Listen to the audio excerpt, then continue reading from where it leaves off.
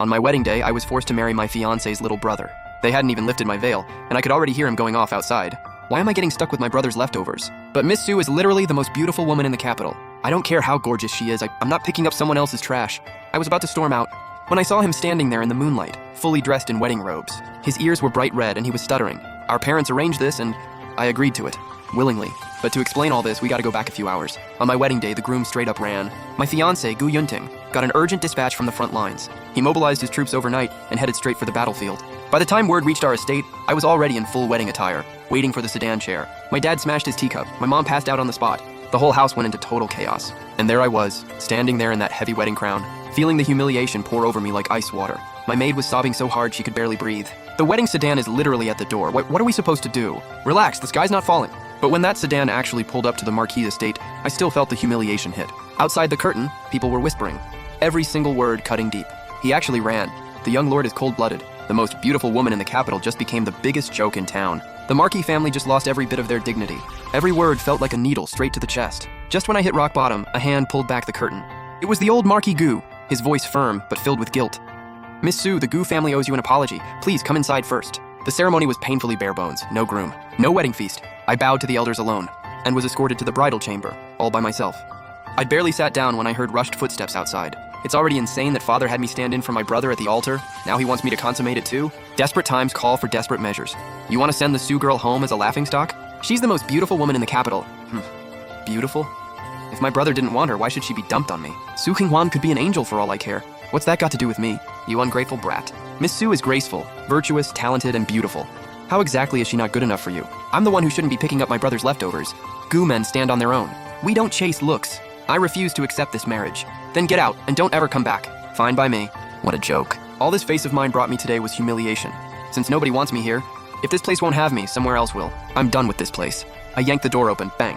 Before I could even step out, I walked straight into someone's chest. I looked up, and standing right there was Gu Yunzhao. What are you doing out here? I forced myself to stay calm and hit him with a cold smirk. Since young General Gu wants nothing to do with this marriage, Su Qinghuan isn't one to force herself on anyone. I'm clearly not welcome here, so I'll just show myself out. Wait, our parents arranged this. There was a matchmaker. This marriage, I, Gu Yunzhao, agreed to it of my own free will. I stared at him. I literally could not believe what I was hearing. When I didn't respond, he started panicking even more. That's not what I meant earlier. Then what did you mean? Wasn't it that you don't pick up what your brother throws away? Wasn't it that Gu men don't chase looks? I was just talking out of anger. I was mad at my brother for bailing and mad at my father for deciding without asking. I didn't know it was you. What do you mean you didn't know it was me? The whole capital knows the Su family was marrying off Su Qinghuan. Anyway, we completed the ceremony. You're Gu Yunzhao's wife now. You can't just leave the moment you arrive. That makes no sense. Exactly, it's not right. You can't leave. Young General Gu, you just said you didn't know it was me. What does that mean? I've been stationed at camp for years. I rarely come back to the capital. I only heard my brother was marrying a Sioux girl. I never looked into who you were. If I'd known it was you, I would have never said any of that. Not in a million years. Huh. So much for not chasing looks. Turns out you fold the second you see my face. All that integrity of yours crumbles in front of a pretty face. What a joke. Nope, no, that's not it. I'm not that shallow. I just... Look, my lady, I was blind and completely out of line.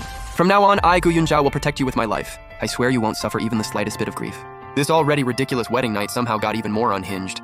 The guy who just swore on his life to protect me didn't even have the guts to step inside the bridal chamber. Get some rest, my lady. I've still got some military matters to deal with. I stood alone in that brightly decorated but empty room, staring at the dragon and phoenix candles burning away.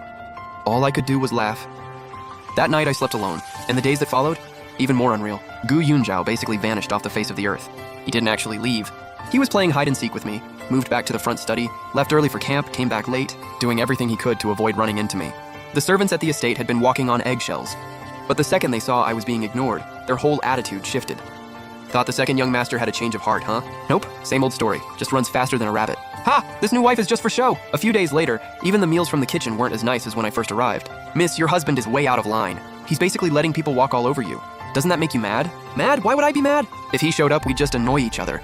Him staying away suits me just fine. But Chun Tao, remember? Respect you have to beg for. Is like fallen petals. One gust of wind and it's gone. I thought life would just keep drifting along like this, quiet and still.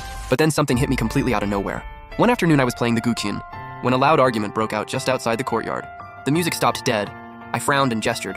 Chun Tao darted right out. A moment later, she came back. Miss, it's your husband. He caught two gossipy maids talking trash, calling you a discarded woman just holding onto a title, and saying the second young master would eventually send you a divorce letter and kick you out. And then he completely lost it. I have never seen him that angry in my life. He snapped at them. Servants don't get to run the Gu household. Anyone who badmouths my wife again gets sold off, all of them. My hand froze mid-pour. The man who ran away on our wedding night actually got furious on my behalf? Miss, do you think he's finally coming around? He's keeping the servants in line for the sake of the estate's reputation, for his own face. It has nothing to do with me. That night I tossed and turned. My head kept telling me not to read into it, but I couldn't shake the image of him standing up for me out of my mind. In the days that followed, the whole vibe at the estate flipped. The servant's attitude disappeared overnight. Chun Tao was over the moon, thinking things were finally turning around. I just smiled and let it go. It's just how powerful households work. I figured that out a long time ago. But just when you want peace, the wind picks up. This fake calm got shattered by a Golden Boss Palace banquet invitation.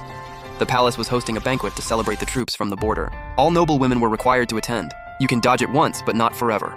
Gu Yunting skipped out on the wedding, and I ended up married to his little brother. The capital's biggest scandal was finally going public. Time to face the public roast. The day I entered the palace, the moment I stepped into the hall, the air seemed to freeze for a second. 100 pairs of eyes stabbed into me like needles. I straightened my back, played it cool, and took my seat. After a few rounds of drinks, the drama I knew was coming finally showed up.